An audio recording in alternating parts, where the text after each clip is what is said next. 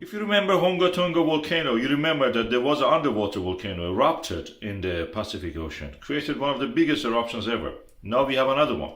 That is East Epi in the Vanuatu islands of the western part of the Pacific.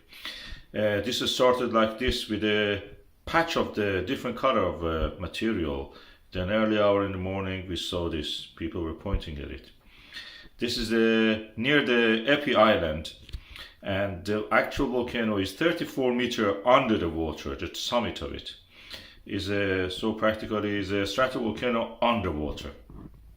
And then this developed into a big ash cloud, evaporating water, creating shards everywhere. Very similar to what we saw in the Kawachi Island, where we saw the bubbling of the water, dirty water coming out, almost the color of the coffee. That's the reason it's called Kawachi. In Persian means coffee maker. And then we saw the volcano creating landmass and gradually adding to it. You could see the actual lava, glass shards rising from the sea level. This is where the Indo-Pacific plate undergoing subduction under New Hebrides parts of the Pacific Ocean plate, oceanic plate we should say, and creating a subduction, and the subduction creates these stratovolcanoes 200 to 250 depending on the angle of the subduction, 400 even sometimes, away from the trench that forms at the subduction point.